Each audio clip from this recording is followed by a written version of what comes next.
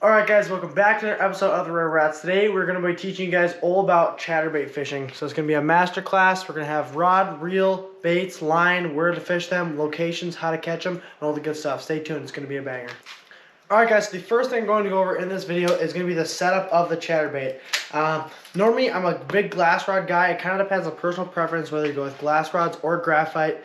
I think the pros would be is when the fish are hammering the bait and they're really biting it hard. Technically, typically speaking, with a graphite rod, it's just much easier to feel the bite and you get really hook set jerky, and a lot of times I'm ripping the bait out of their mouth. With the glass rod, it gives me about a second to really make sure I have them, feeling them, and just kind of reel hooks it into them.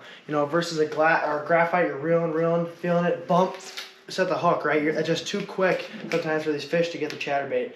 But a lot of times the glass rod, you're kind of feeling bite it, and then you just load into them slowly. So that's why I personally like the glass rod. A lot of guys like graphite, but it just depends on personal preference. I like running a longer rod as well. I got a 7.4 heavy, moderate fast action Daiwa 2-low glass rod. I've had this rod for like 3 years. Love this rod so much. It's a great chatterbait rod. But yeah, I like the longer rod for the long cast. I can absolutely bomb this bait, and just overall really impressed with this rod. I would say I'd keep it over 7.2 unless you're kind of like doing a little bit, maybe skipping chatterbaits or just beating the bank really close to them. Maybe get like a 7-foot heavy, moderate, fast glass rod. But really, if you're covering water in the springtime, I like to go with the 7.4. All right, so now we're going to talk about reel size. I like a Daiwa Tatula SV. Really, any reel is kind of personal preference on this. I would stick it within a 6.2 gear ratio to a 7.1. This guy here is a 7.1. I think just the most versatile gear ratio when throwing a chatterbait. And I'm running a 17-pound Seaguar and Vizex on there. I think 17-pound is the perfect happy medium. 20 just seems a little bit too beefy, a little bit too much. 15 seems light. 15, it would be more reasonable. I've never really experimented with 15, but I believe 17 is just my perfect happy medium. So again, that kind of depends on where you're at in the country, the water clarity, all that kind of stuff. But I'd say anywhere from even 12-pound test, 17-pound test is what you're going to have throw a chatterbait. Yeah, now let's get into the bait size and baits and all the kind of different chatterbaits I use. Alright guys, so getting into the baits, the brand I like to use is Z-Man. I just personally had the most success in them. I've tried the Thunder Cricket, I've tried the Booyah Melee, I've tried most of the other chatterbaits. The only one I haven't tried is the Grass Piece. That's a new one, JDM one. I'm probably going to experiment with that one soon. But just the overall chatterbait, my favorite is the Z-Man Chatterbait Jackhammer. It's just a tried and true bait. I've used this chatterbait for like 3 years now and have nothing but love for it. It's awesome. It is spendy. It's about $15, but it's got a tungsten head, really nice blade, great hook in it, just great keeper, especially for these Z-Man baits. Just an awesome chatterbait. Lots of great components on this. You can normally get pretty good deals on them, either at Dick's or Dick's runs a buy 3 get 3 sale, so that's always a good one I like to look for. But yeah, overall, this chatterbait jackhammer is my staple so far. I am going to try this year is the new chatterbait Evo, Tungsten Evo from Z-Man. I've got a couple of those I want to try out this year. Got some black and blues, some green pumpkins. It seems like a pretty good bait, honestly. It seems like almost the exact same thing. I would say the hook keeper is a little bit different, and maybe the hook size seems a little smaller as well. I could be wrong, but it might be the same size hook, so I'll just compare them looking at them. But yeah, I have not tried this Tungsten Evo yet, but I'm really excited to give it a try. So yeah, I think the colors are better on the jackhammer still. But yeah, we'll give that one a try. So those would be, I have tried the normal Elite Evo chatterbait, like the lead one. That one's solid. I have no complaints about that one. Great budget one. And kind of another one too, if you really want a budget chatterbait, the Z-Man Custom from Tackle Warehouse. I think it's Tackle Warehouse exclusive bait. That was my go-to for years until I've now have a job and are able to afford a lot of jackhammers. So yeah, that's kind of talking about the chatterbait. Now let's get into the trailers. Alright, so the main trailers I like to use are Z-Man. I have not tried anything but Z-Man and a Kamikaze from Big Bite Baits. The Spunk Chat I'm sure would work too, but just the Z-Man is just so durable. I had zero issues with like anything with the Z-Man one, so I believe they're the most cost-friendly and just the most efficient, honestly. I think I've had this bait on for like 4 trips in a row, so yeah, very cost-efficient, but I like to use 3 from Z-Man. The first one I like to use is the Chatter Shad. This is a new one. I think this one comes in green pumpkin white, black and blue, a couple other colors, but this is a new one I've tried this year so far. Nothing but love for this guy. Very, very simple bait, very just get down to it. It's kind of got like a little rib design with a tail on it, very similar to my favorite trailer. But yeah, kind of like a in between of the ChatterBait and the Razor Shads, which I'll show you guys here in a second. But yeah, new trailer for 2025. I'm gonna try it out this year. My OG favorite ChatterBait trailer is the Z-Man Razor Shads. I'll pull it out of the package here, but it is just a standard, kind of looks like Yamamoto Seiko. It's a 3 ribs with a little fork tail, kind of a thicker body. I really like that thick body. It just makes the bait look really good in the water. So this is my favorite still, even though I've liked the Chatter Shad so far and the Chatter Spike. This one's just been a go-to. So yeah, Razor Shads, easily my favorite. This is my go-to one day in, day out. The last one is kind of a bait I like to use when the bass are finicky or just not in a very aggressive mood. It's a very simple bait. It's kind of like the Spunk Shad with it just being some ribs and then just a simple straight tail. So yeah, just kind of throw that on there. I used this last summer a lot when the fish were finicky or on pressured lakes. Just kind of a really simple approach. It's just a really, really quick, this guy. It's just the tail is super, super subtle. And it gets the job on. I actually caught him really good on it last summer versus, the Chatter Shad's a little more kick and the Razor Shad's can be all over the place. So normally I'm going for with the Razor Shad and Chatter Shad, just a little more erratic motion. But when the fish are finicky or it's a really hot day out, I've seen that Chatter Spike is just really, really subtle and gets a lot of bites. So yeah, those are the chatterbaits and the trailers I like to use. We'll throw in a couple honorable mentions at the end that we'll talk about some certain situations. But yeah, that's kind of the overall basis of chatterbait fishing, with the baits, rod and reels, and the whole setup I like to use. From now, let's talk about locations, where I throw them, and how to catch them. All right, guys, so I'm actually going to add in this part now. The honorable mention I was going to talk about is a Z-Man Mini Max, or I guess you could say the new Baby Jack. It's a Baby Jack hammer, so just like a little mini chatterbait. I have not played around too much with these mini chatterbaits. They seem kind of interesting. I don't really know if I'm going to like them that much or have a good use for them. I'm sure I'll find it out, but I haven't really experimented with them yet, so I can't talk too much about them.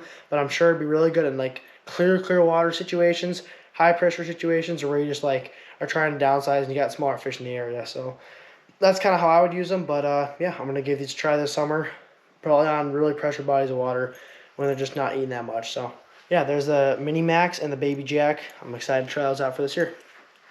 All right, guys. So the first thing we're talking about is kind of how I fish a chatterbait. I've really got 2 retrieves I like to throw in the springtime. The first one is just a chuck and wind. It's very, very simple. There's kind of a couple variations of the chuck and wind, but normally I'll make a long cast and I let it, normally in the springtime, I'll let it sink, depending on depth, maybe 1 to 2 seconds. Start reeling and you'll just kind of take the top of the grass, you get stuck. Instead of doing a rip with your rod, I tend to do a hard reel turn just because then you stay in position with the chatterbait. So I'm chucking it out there, I'm casting, reeling it in, get a piece of grass, rip it with my reel, and then if a fish bites it, I'm already in position to then set the hook. Versus if I'm ripping my rod, then all of a sudden I get bit up here, I'm kind of just stuck. And I got to hit them with a light hook set or just don't get all the meat into them. So that's kind of one tip I have. But yeah, cast it out, reeling it in, taking the tops of grass, and then I'll get the bite and I'll just lean into them. And that's just a very simple, that's the standard chatterbait approach that I'm throwing probably 90% of the time. The other one is kind of letting her, cast it out there. I'll say you're in 3 to 8 feet of water and some grass, and you kind of let it sink. And you're kind of some guys yo-yo it a lot. I kind of more reel it and then just take the top of the grass and then just work with my rod. I just think it gets easier to feel bites, especially with this glass rod. It can be tough. That's kind of where you want to go to, graphite too. But yeah, so I'll bomb it out there, let it sink, reel it a little bit, kind of take the top of the grass. It's just a lot slower, and it's more like a lipless crankbait kind of vibe when you're rolling off the bottom. But yeah, I'll just reel it in there, and I'm just looking for any sort of kind of weight or the fish sucking in, and then I'll just, again, lean into them versus jacking them like a graphite rod on a swim jig. It's really important with this chatterbait when you set the hook with them that you don't rip them or you don't completely jack them, because what will happen is these fish will eat it. And this blade right here, hold on. This blade right here, the fish will eat it from behind and it'll have the blade, and then you jack it and the blade see how the blade sets in my hand? You jack them and then they can't get the hook. But if you let them eat it, they'll get the hook enough and they choke it, and then the hook's buried into them. Versus you get the bite right there, you choke them, this whole blade pops their mouth open. It just blows out their mouth and the bait pops out. So that's why it's really important to give them a little bit of time to eat this bait. But yeah, that's kind of how I do my chuck and wind approach and my 2 approaches for the springtime bass with chatterbaits. Alright guys, so now let's talk about locations and where I'm going to fish this bait when I get to the lake. So I'll just say I'm doing my pre-map study before. I'm looking at the shallow bays, you know, the bays with the most sunlight, the mucky bottom bays that are going to have good weeds, whether it's cabbage, coontail, milfoil, hydrilla, whatever it may be. Those bays are going to be the warmest, and that's where the fish are going to be. So, you know, I get to the lake, I get to the bay. Now, like, what do I do when I get in the bay or when I get into the expansive grass flat? You're looking for the most healthiest, greenest weeds. That's the first thing I look for. And kind of, honestly, the deepest weeds, depending on the water clarity or water temperature and clarity, are the best. So if I'm at a clear lake, I'm looking for deeper green weeds because that's where those fish are going to be on winter, and they're just going to be starting to slide up on the drop-off or slide up into the bays as the water gets warmer. So I'm just covering water with the chatterbait, and I'm casting it out there, you know, whether I'm using a 3/8 ounce or a 1/2 ounce. I'd say my go-to in the springtime is going to be that 3/8 ounce, just because you can reel it a little slower early in the spring, and then when it gets later in the spring, I'll go to a 1/2 ounce when I'm fishing, you know, 4 to 8 feet of water, so I can burn it a little bit and get down there quicker. But that's kind of how I decide for weight on my chatterbait and what I'm going to throw that day. 3/4 ounce doesn't really play too much in the springtime. It can if you're getting on a really early season bite, like out on deeper points with weeds, like in 10 to 15 feet of water, but I really think 1/2 ounce will cover that too. So yeah, 3/8 ounce or 1/2 ounce is my go-to in the spring. I really like the 3/8 ounce like I have on here from the last trip.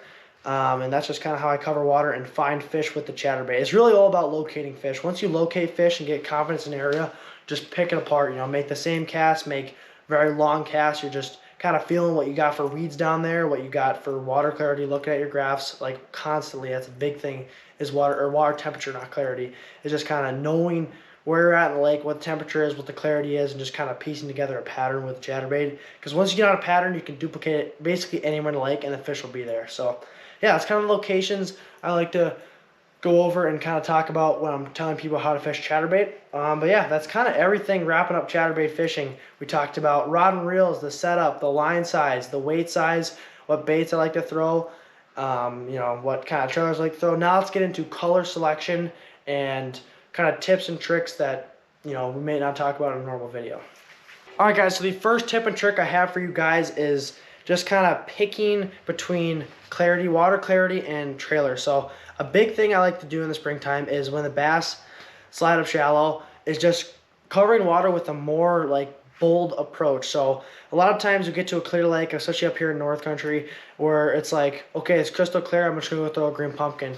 And a big trick that I've learned is just switching to something like this bee heights to light with a little bit of, you know, white and chartreuse in it has really been successful for me and has produced a lot of bigger bites and just finding fish quicker. I believe they can see that chartreuse better, and it's just something like to kind of key in on when they're looking for a bluegill or perch or crappie in the springtime.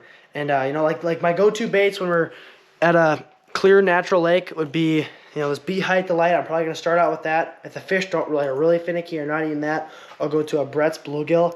It's like a really bluegilly bait. And then as Tackle Warehouse, I think it's green pumpkin watermelon color. Just 3 green pumpkin colors that are super simple. Those would be my Clearwater picks. When I'm going to dirty water, it's all about, you know, like I said, making the fish see it. So really, depending on how dirty the water is, I'll start off with probably a black and blue or a white, whatever kind of shad or whatever forage is in that lake, whether I think it's mostly, you know, crappies and shad, I'll probably go with a white, or if it's super dirty, I'll go with a black and blue. And then if it's like a stained water, you can kind of get, you know, you can get tripped up on what colors I like to throw. I like to keep it simple. I'll throw something like this spot remover where it's like a white chartreuse, but it's kind of clearish, like translucent wise. Or I'll just throw that bee height delight too with the chartreuse. This color is super versatile. You can pretty much throw it in water clarity from 2-foot viz to 15-foot viz. This is easily my favorite color just for versatileness. And I kind of have another trick too for throwing in stained water is I like to throw in a little bit of purple in there. So yeah, but that's kind of color selection wise. That's how I pick on certain lakes. And yeah, that pretty much covers everything I want to talk about for chatterbait fishing. Hopefully you guys can use these tips to go catch giant bass in your home lakes, and you know, whether down south, up north, east, west, it shouldn't matter. All these tips should be awesome for you guys. And yeah, let us know if these tips help, and let us know if you want to keep seeing more of them. But thank you guys for watching today's episode of the Rabbit Labs. Make sure to go check out our videos from last year and to stay tuned for the videos coming up. It's going to be an awesome year. Thanks.